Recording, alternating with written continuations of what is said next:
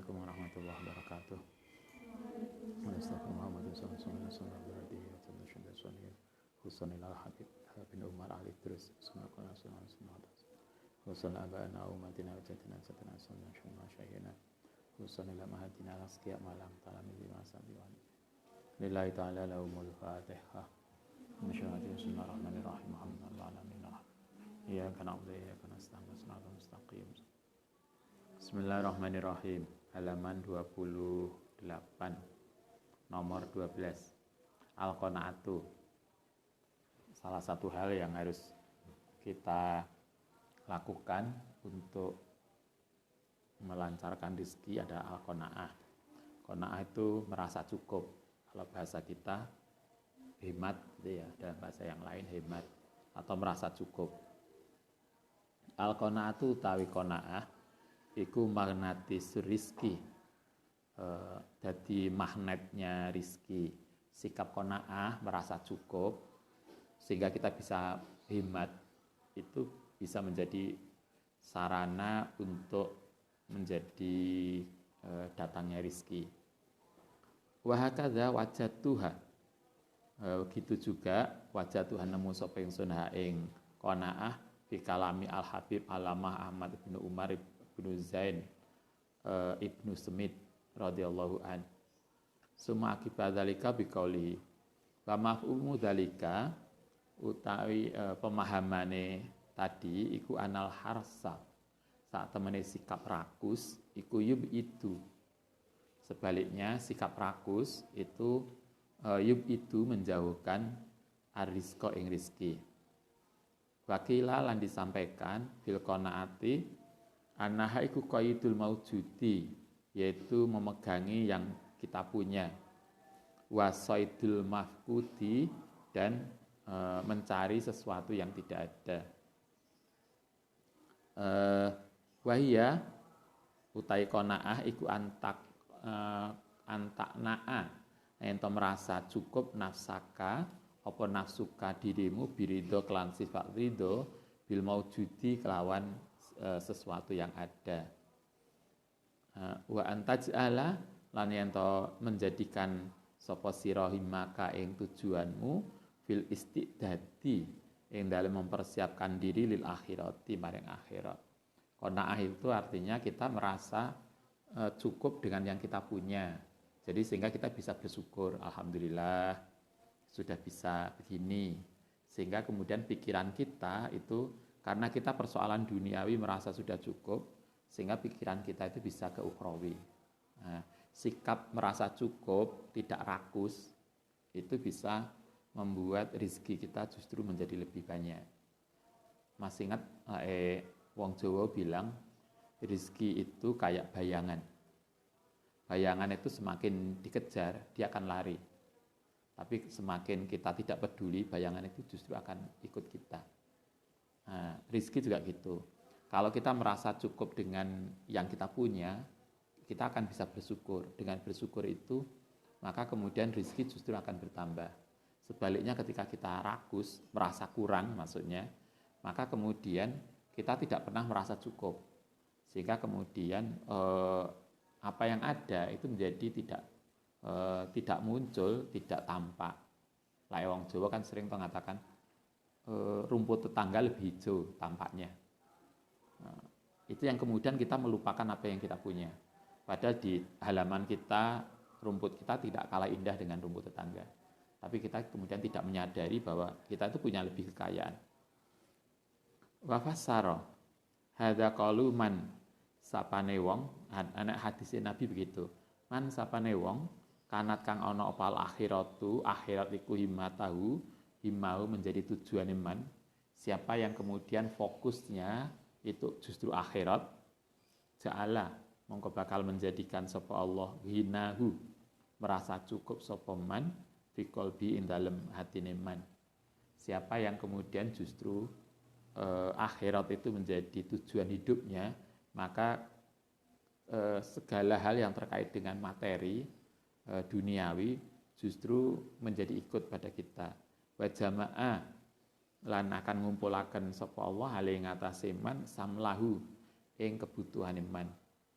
siapa yang justru menjadikan akhirat sebagai tujuan hidupnya, persoalan duniawi itu justru akan Tuhan yang menyiapkan dia. Walam yaktihi lan ora teko ing man minad dunya illa maka kecuali barang kudira yang telah ditentukan lau kediman. Walayumsi dan tidak akan melaku sapa man illa fakiron kecuali fakir. Artinya kalau kita itu benar-benar hati kita itu untuk Allah, untuk akhirat, untuk masa depan, maka segala hal yang ada di persoalan materi itu Allah akan bantu. Sehingga di sini dikatakan fala yumsi illa fakiran. Dia tidak akan berjalan dalam keadaan fakir. Insya Allah semua akan tercukupi. Wala yusbihu lan tidak akan jadi sapa man illa fakiran kecuali fakir. Wa ma'aqbala lan ora madhep sapa abdun ilallahi biqalbihi dengan hatinya illa ja'ala kecuali bakal menjadikan sapa Allah qulubal mukminin atine orang mukmin ikut tangkodu akan membantu atau welas apa qulubul mukminin lai maring man bil wuddi kelawan sikap asih kasih sayang wa rahmati lan rahmat. Siapa yang kemudian kata Nabi yang hatinya sepenuh hati, dirinya menghadap Allah dengan sepenuh hati, maka Allah akan justru membuat orang lain itu akan membantu dia bil wudi dan rahmah. Kalau kita tuh sungguh-sungguh menghadap Allah, masyarakat yang lain itu akan bantu kita untuk kesuksesan kita. Wa kana lan ana sapa Allah billahi maring man bikuli khairin dengan sebagai bikuli khairin dengan segala sesuatu yang baik iku asra'u luwih cepat. Wa qala lan ngendika sapa Rasulullah sallallahu alaihi wasallam qad aflaha teman-teman telah beruntung sapa man wong aslama yang masuk Islam sapa man waruzika lan dirizkani kafafan lawan cukup. Orang yang baik itu adalah orang yang dia bisa masuk Islam dan rezekinya cukup. Lah orang Jawa kan yang penting cukup, nggak perlu sugih, nggak perlu kaya, yang penting cukup. Yang pas kita butuh ada. Wa qana'ahu lan bersikap qanaah, merasa cukup ing hatine sapa Allah bima kelan barang atahu. Itu sikap qanaah itu penting, merasa cukup dengan apa yang kita punya. Sehingga kemudian kita menjadi bisa bersyukur dan fokus pada sesuatu yang jauh lebih penting. Yang ke-13 at-tabkiri. Apa tabkir itu? Pagi-pagi fitolabil rizki yang dalam kerja. Perilaku lain selain hatinya ditata untuk berpikir qanaah, maka secara praktis kita juga diperintahkan untuk kalau kerja itu tidak siang, tapi kita sejak pagi udah siap untuk kerja. At-tabkiru utawi pagi-pagi fitolabi rizki in dalam mencari rizki wa adamun naumi dan tidak adanya tidur sobahan waktu pagi, nggak boleh turu isu, hari subuh nggak tidur. Iku mujibani akan mewajibkan lilhina. Insya Allah siapa yang tidak tidur pagi-pagi sudah kerja, insya Allah akan mudah untuk menjadi sukses. Kala ngendika sapa Kanjeng Nabi, Allahumma sing ndongakno lho Kanjeng Nabi bukan sekedar orang.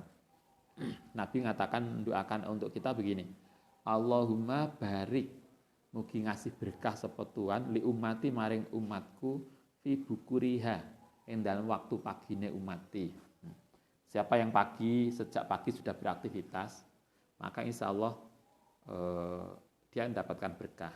Wa qala ta'ala wa qala ndika sapa Kanjeng Nabi bakiru pagi-pagi yo sapa sira fitolabi rizki ing dalam mencari rizki. Kata Nabi mulai isu lain nyambut gawe mulai isu, mulai pagi. Wal hawaiji lan kebutuhan. Fa inal bukura krana waktu pagi iku barokatun. Karena itu fastahid maka sungguh-sungguh sapa sira ya akhi alla tanamu yen to ora turu, tidak boleh tidur ba'da sholati subhi, setelah sholat subuh. Santri kayaknya angel banget ini. Lagi pagi jangan tidur, silakan untuk segera beraktivitas. Tidak boleh tidur setelah sholat subuh ilal asroki, sampai waktu terbit matahari. Jadi ya pengen turu nantilah jam 09.00. Jangan habis subuh. Habis subuh nggak boleh turu. Akeh toh. Saya kira kalau kita ngaji taklim kan juga nggak boleh tidur pagi. Pagi nggak boleh. Dulu kita masih ingat, Ustadz masih kecil. Ada siapa namanya? Allah yarham Yai Musta'in Romli. Salah satu pengasuh putrane Yai Romli, pendiri Pondok Darul Ulum Jombang. Beliau pernah cerita ketika itu lagi ngisi acara di rumah. Beliau pernah suatu ketika diundang ke Jepang. Biasanya santri mari subuh itu turu. Jadi pagi-pagi itu tidur.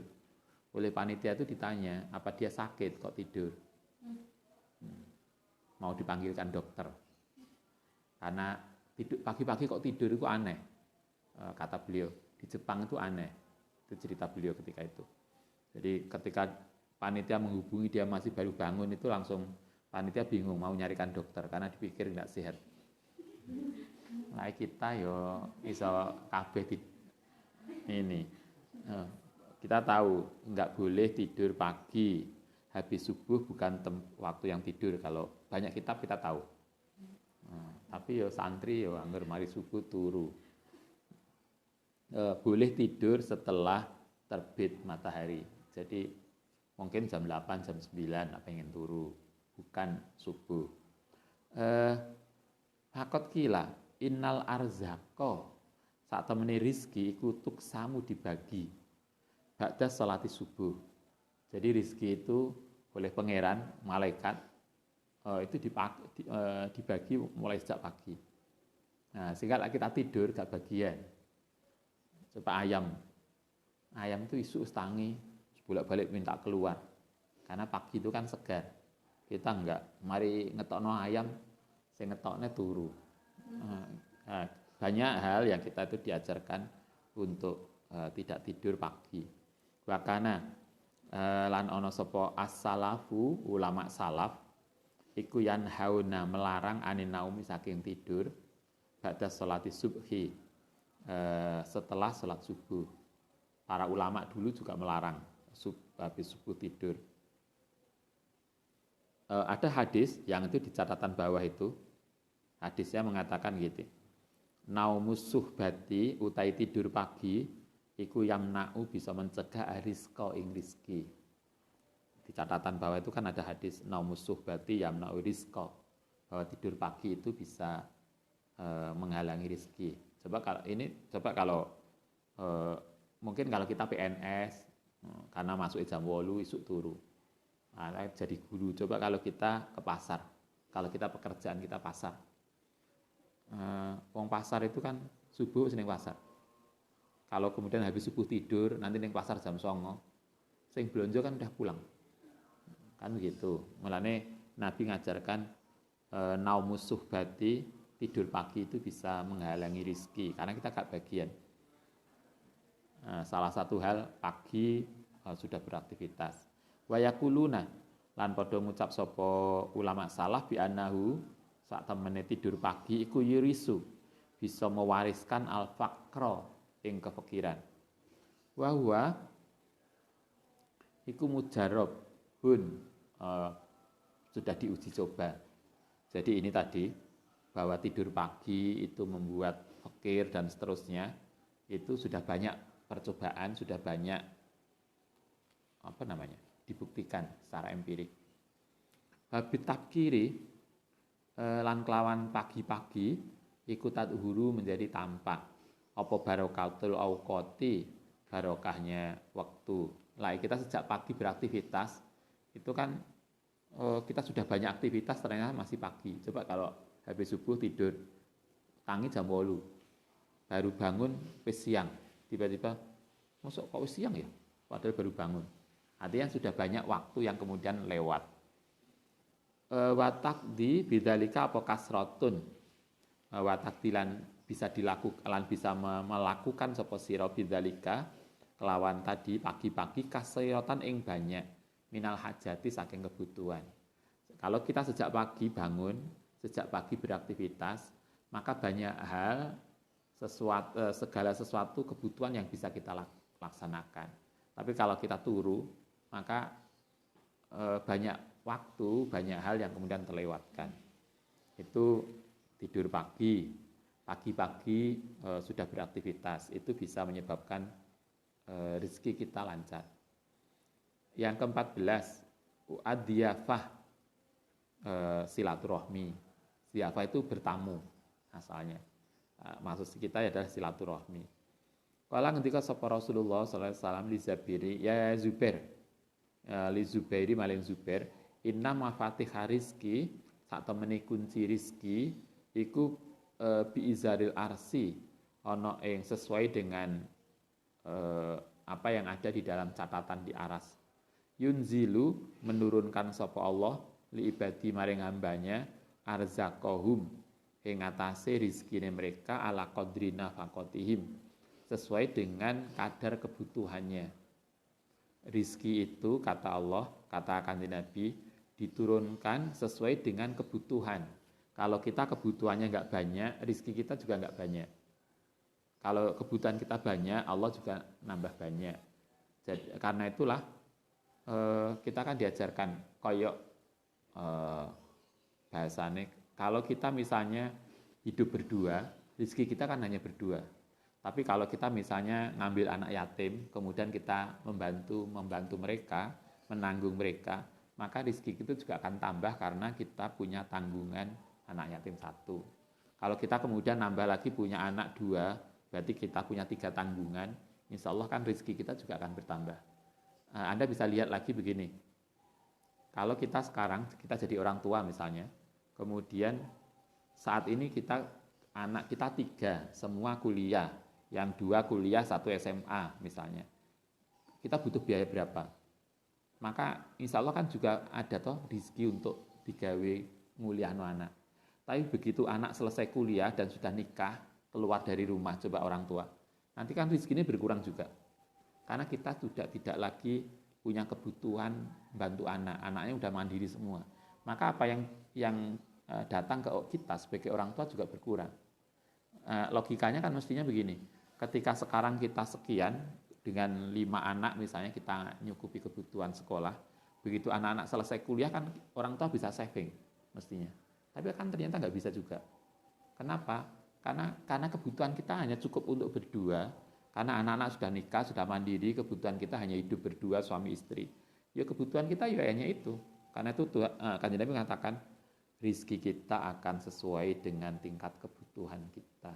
Kebutuhan kita piro toh? Yang kita tanggung berapa? Makin banyak tanggungan kita, insya Allah jalan rizki itu juga makin banyak.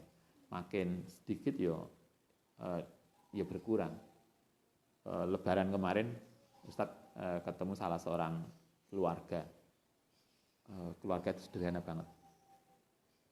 Jadi dia punya putra 3, kemudian istrinya itu lagi sakit di Surabaya. Dia cerita, Audrey, ketika ibunya sakit, dia punya kambing kebetulan. Kambing, ketika istrinya sakit itu, kambing itu cepet banget manake. Di rumah sakit itu 8 bulan istrinya. Itu nggak main-main, butuh biaya besar. Tapi kebutuhan itu tercukupi dengan kambing. Kambing yang banyak itu manake cepet banget, sehingga cukup untuk dijual dan untuk biaya pengobatan. Tapi begitu istrinya sembuh, mulai, kambing gak mana. Mestinya kan dia kemudian tetap banyak dan bisa saving, ternyata enggak. Artinya ketika kita punya kebutuhan Allah ngasih jalan, ketika enggak selesai. Di sini begitu.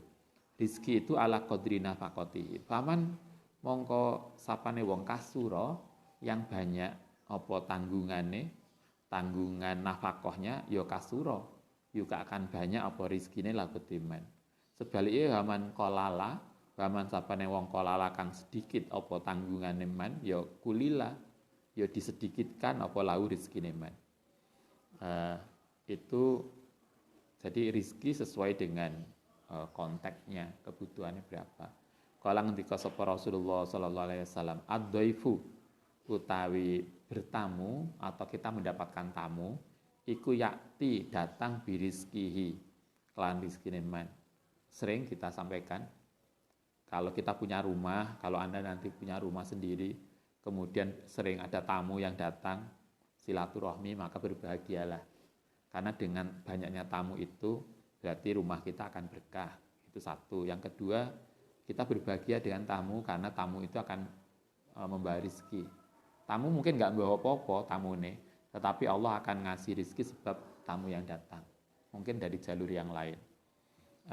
Jadi setiap tamu datang itu akan memberikan rezeki untuk kita. Wayar tahilu lan pulang sapa tamu bidzunubil qaumi kelan gawa dosane kaum. Ayu mahisu tegese menghilangkan ahum dunubahum. Begitu tamu pulang, maka tamu itu akan menghilangkan dosa kita. Bukan kok dosane digawa tamu, bukan kok kita namu kemudian kita membawa dosane orang, bukan, tetapi dengan kita ditamoni itu, begitu dia pulang, sebagian dosa kita itu diampuni oleh Allah karena kita menerima tamu dengan baik. Itu 14 hal yang sejak kemarin, 14 hal yang kita bisa lakukan, bisa kita kita jalani, kita amalkan untuk mempermudah rezeki kita. Oke, itu selesai berarti 14, ada 14 sejak kemarin, sejak awal. Nah, sekarang wamin hunaka wahuna. Ini pengalaman dari sana sini kalau bahasa kita begitu. Jadi Habib Al-Idrus itu mencatat banyak pengalaman dari orang-orang terdahulu tentang bagaimana agar rezeki kita itu lancar. Satu, al-iqdamu,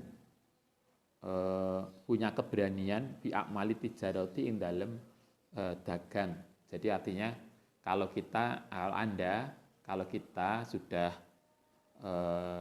selesai kuliah, maka sambil mungkin Anda punya keinginan jadi pegawai atau jadi di kantor, oke lah. Tapi sambil menunggu itu jangan nganggur, tetapi marilah berusaha untuk melakukan apapun yang terkait dengan aktivitas yang bisa mendatangkan rezeki, bisa dengan usaha mandiri, dengan dagang, dengan online, dengan apa. Jangan nganggur, jangan takut untuk berusaha. Lakukan apapun sebisa kita, itu penting karena itu adalah salah satu jalan awal untuk datangnya rezeki. Nah, pengalamannya Habib Al-Idrus begitu. Jangan takut untuk mencoba usaha apapun, karena itulah cara untuk memancing pertama rezeki, atau kalau dalam bahasa kita mencari jalan, kan kita nggak tahu jalan kita, rezeki kita itu jalur mana kita nggak tahu. Karena itulah kita jangan takut untuk berusaha apapun. Barangkali kemudian dari situ kita tahu, oh ternyata jalur kita lewat ini. Nah, jadi ada jalur rezeki kita yang harus kita lakukan, ada jalur keberkahan. Nah, keberkahan itu artinya kita ngajar, kita ngulang ngaji, itu keberkahannya, itu pengabdian kita. Tetapi usaha untuk mencari rezeki kita juga harus lakukan. Karena itu hal pertama, kata Habib Al-Idrus, jangan malu, jangan takut untuk berusaha, beraktivitas. Nah, Anda masih ingat kalau kita belajar istrinya Nabi Ibrahim yang tawaf, Hajar. Nah, coba ketika Nabi Ismail butuh minum, Siti Hajar kemudian lari dari Safa dan Marwah. Begitu sekali lari, dia kan kecewa karena tidak ada air. Tapi kan dia terus berusaha, gitu kan? Walaupun beberapa kali kecewa sampai 7 kali tidak mendapatkan air, kan tetap beliau berusaha untuk mencari. Dari situlah kemudian Allah menurunkan air lewat lewat Ismail. Artinya ketika kita berusaha, mungkin kita tidak mendapatkan hasil yang sesuai dari usaha kita, tetapi Allah akan ngasih hasil dari jalan yang lain. Kan begitu. Mestinya begitu. Karena itu di sini dikatakan al-iqdam bi amali tijarati. Jangan takut untuk berusaha. Tentu ma'at tawakali sartane tawakal. Alallahi minal asbabi rizki, dari segala sesuatu yang bisa mendatangkan rizki. Kala ngendika sapa Kanjeng Nabi at-tajiru utai pedagang al-jabbanu yang penakut iku mahrumun bisa menghalangi rizki. Artinya orang yang takut berusaha itu berarti akan jauh rizkinya. Sebaliknya at-tajiru al-jasur, sebaliknya orang pedagang yang berani, artinya orang yang berani senantiasa melakukan upaya, melakukan usaha, insya Allah marzukun, dia akan dirizki, akan diberikan rizkinya. Artinya sekali lagi jangan nganggur, tapi marilah belajar, berusaha apa saja, yang penting kemudian itu halal. Allah akan dengan berbagai banyak hal itulah, maka kemudian kita akan menemukan jalur rizki kita masing-masing. Itu satu pengalamannya Habib Ali Idrus. Jangan nganggur, tapi marilah berusaha untuk melakukan aktivitas apapun. Anda masih ingat ceritanya orang-orang sukses itu? Itu kan nggak pernah kemudian berusaha langsung sukses toh. Kan mereka luar biasa, usaha ini, kemudian dia sukses. Nah, kalau itu sama dengan ini tadi. Jangan takut untuk berusaha. Karena dari situlah kita akan marzukun. Itu satu. Kemudian yang kedua, pengalamannya Habib Ali Idrus, tarkul maksiati, meninggalkan maksiat. Kalau kita ingin sukses, ingin kaya, jangan pernah melakukan maksiat. Maksiat itu segala sesuatu yang enggak baik. Ini keyakinan ini tidak hanya dalam Islam. Orang-orang pedagang, walaupun mereka bukan Islam, mereka tahu kalau mereka tidak jujur itu akan rusak. Kan begitu loh. Kalau mereka selingkuh, kalau mereka tidak benar, mereka akan rugi. Itu mereka tahu. Sehingga mereka coba pengalaman para pedagang itu kan hati-hati banget. Jadi setiap ini rigid dicatat. Kenapa? Karena kesalahan itu akan berdampak pada dia. Artinya itu bahasa agama kan maksiat. Maksiat itu bukan berarti sekedar harus dalam bahasa agama, tetapi segala perilaku yang enggak benar itu akan merusakkan rezeki kita, akan merusakkan masa depan kita. Tarkul maksiati, meninggalkan maksiat. Fa'an sauban qala Rasulullah sallallahu alaihi wasallam. Inna rajula saat temene seseorang iku yukhromu, bakal dihalangi. Yukhromu bakal menghalangi rizqa, akan menjadi terhalang gitu ya. Rizqa ing rizki bidzanbi sebab dosa.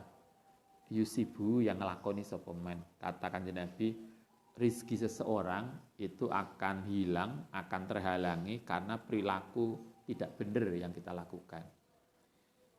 Itu kedua. Maka kita harus melakukan segala sesuatu secara bersih, secara baik, tidak dengan cara-cara yang enggak baik. Itu kedua. Yang ketiga, at-tahattumu, yaitu memakai cincin bil akii kelan akik. Ustaz nggak tahu kalau yang ketiga ini apa hubungannya pakai cincin karo kaya. Gawe akik itu bisa menjadi kaya. Ada hadisnya, teman kita nggak tahu hadisnya sahih atau tidak. Rawiya an Rasulillah sallallahu alaihi wasallam qala tahattamu, gawe cincin sapa sira bil akii kelan akik. Hubungannya kita nggak tahu, logikanya gimana. Gaya akik kok iso sugih. Mungkin lagi dijual ya. Lah bakul akik gitu ya. Tapi kita nggak tahu kalau di sini begitu. Fa innahu qur'an sak temene cincin akik iku yanfi, bisa menghilangkan al-faqra. Gaya cincin itu bisa menghilangkan fakir. Waqat rawa aidan min hadisi Anas wa Umar wa Ali wa Aisyah bi asanid muta'addid. Kalau menurut Habib Ali Idrus, hadis ini cukup populer karena diriwayatkan oleh banyak orang. Abu Bakar, Umar, Ali, Aisyah itu sama meriwayatkan, tapi kita nggak tahu cara runtutannya hubungan pakai akik dengan kaya. Tapi kalau tadi perilaku maksiat itu bisa menghalangi rezeki, kita bisa paham bahwa perilaku kita yang tidak jujur misalnya itu akan menutup rezeki kita sendiri. Itu kita bisa, karena orang kemudian paham, kita bisa paham artinya bahwa perilaku yang nggak benar itu akan membuat kita menjadi, kita nipu sana, itu kan akhirnya sama dengan kita menutup jalan rezeki kita masing-masing. Karena orang yang pernah kita tipu akan mengingat kita, gitu kan? Artinya kita bisa paham. Tapi lah pakai akik tadi, wallahu a'lam. Tapi kalau Anda ingin nyoba ya nggak apa-apa. Nggak akik yang gede, moga-moga rezeki lancar, ya silahkan. Nah itu pengalaman, itu ini aja pengalaman Habib Al-Idrus. Yang ketiga, yang keempat, kala ngendika sapa Rasulullah sallallahu alaihi wasallam, waslul ina'i, membersihkan wadah, wa taharatul fina'i, membersihkan halaman. Artinya membersihkan rumah yang bersih itu bisa meningkatkan rizki. Iku yuriswani, bisa mewariskan al-ghina ing kekayaan. Itu kita bisa paham. Ini bisa dipahami kalau kita penampilannya rapi, rumah kita rapi, itu orang seneng. Gitu kan? Ketika orang itu kenalan kita seneng, maka kemudian mereka akan menaruh kepercayaan dan memudahkan investasi. Karena itu kalau Anda, biasanya teman-teman di Jakarta, kalau ingin membangun relasi atau ketemu dengan klien, itu biasanya nggawa mobil bagus untuk menunjukkan bahwa kita itu mapan, bahwa kita itu bisa dipercaya. Konteksnya begitu. Karena itu rumah yang bukan rumah yang kaya, tapi rumah yang bersih itu penting. Sehingga kalau wong biyen, mbah-mbah kita, ibu kita dulu pagi tidak nyapu ning halaman. Jadi gak turu, nyapu latar disaponi, pagi-pagi kita diajarkan nyapu rumah. Itu dalam konteks itu. Karena membersihkan halaman rumah, membersihkan kamar, artinya lingkungan kita yang rapi itu akan bisa meningkatkan rezeki kita. Anda bisa bayangkan kalau Anda misalnya main ke rumah teman, kemudian rumahnya jorok banget, kita kan juga malas ke situ. Ketika sudah malas ke situ, kita juga nggak akan ngasih apapun. Artinya tidak akan merekomendasikan. Kan begitu. Tapi ketika kita bersih, rapi, kita juga rapi, maka akan banyak yang kemudian merekomendasikan kita kalau ada sesuatu. Artinya itu bisa dipahami. Karena itulah biasakan rumah kita bersih, lingkungan kita nyaman. Kantor-kantor yang hebat itu kan nyaman, tidak mesti mewah, tapi semuanya rapi dan tertata dengan baik. Oke, kemudian yang kelima ini yang menarik juga. Wa min dzalika lan yang lain iku ittihadul ghanami, yaitu memelihara ghanam, kambing fil baiti, yang dalam rumah. Mungkin secara tekstual itu memelihara kambing sebagai investasi, tapi kayaknya kalau di sini bukan kambingnya, tapi kita punya peliharaan apapun sebagai sarana untuk sedekah. Kita lihat nanti. Kala ngendika sapa Rasulullah sallallahu alaihi wasallam, al-ghanam utai kambing iku barokatun wa khosatan lan ing khususnya fi zamanina ing dalem zaman kita ada pada saat ini alladzi lauzada lamuno lebih fihi ing dalem ada apa sayun sesuatu minato ami saking makanan lam tajid tidak akan nemu sapa sira man ing wong yahuduhu yang ngambil sapa man hu ing zada min sayin wayak biluhu lan nrimo hu ing zada mingka saking sira tetapi warom yuhu utai membuang sayun tadi minato ami fil mazabil ing dalam sampah iku minal batori saking perilaku yang tidak baik wa kufru nikmati lan kufur nikmat wa yusa lan bahkan dikhawatirkan minu saking man apa suul akibati, berdampak tidak baik. Nah, kalau ndelok begini konteksnya, maka berarti bukan melihara kambingnya, tapi memelihara segala sesuatu peliharaan. Anda bisa memelihara kucing, ayam atau apapun. Konteksnya adalah kalau kita kemudian misalnya punya makanan lebih, itu tidak dibuang, tapi disedekahkan dengan ayam, disedekahkan dengan kambing. Jadi tidak ada sesuatu yang dari diri kita yang kemudian perlu dibuang, tapi kemudian bisa dimanfaatkan tadi. Sehingga kita misalnya di belakang ada ayam, anak doro, ada kucing, itu kan dengan demikian kalau kita punya makanan lebih yang enggak kemakan, itu tidak dibuang, tapi kemudian disedekahkan. Jadi kita sedekah ke ayam, kita sedekah ke kucing, kita sedekah ke doro, dan seterusnya. Sehingga dari sedekah itu yang sering saya sampaikan, kita dulu pernah diajarkan oleh Yai Sepuh, ketika kita ngasih makan doro, ketika ngasih makan ayam, kita berdoa dalam hati, ya Allah, saya ngasih makan ke ayam, semoga Allah juga ngasih rezeki kita lebih banyak. Jadi itu cara kita untuk menambah rezeki kita dengan cara tadi, sehingga tidak ada makanan yang kemudian dibuang percuma. Nah, tapi kalau Anda ingin memelihara kambing sungguhan juga apa-apa.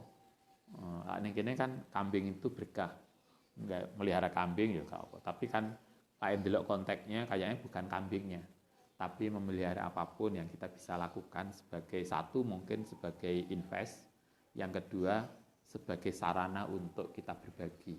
Karena berbagi kita bukan hanya kepada manusia, tapi juga kepada yang lain. Oke, saya kira gitu, nanti kita lanjutkan besok. Sampai kelima. Al-Fatihah.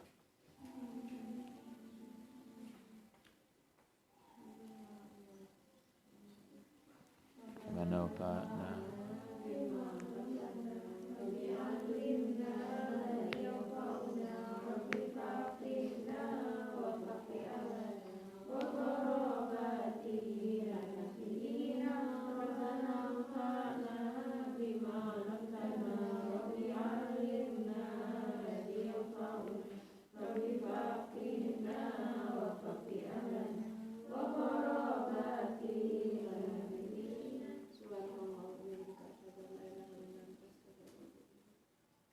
Assalamualaikum warahmatullahi wabarakatuh.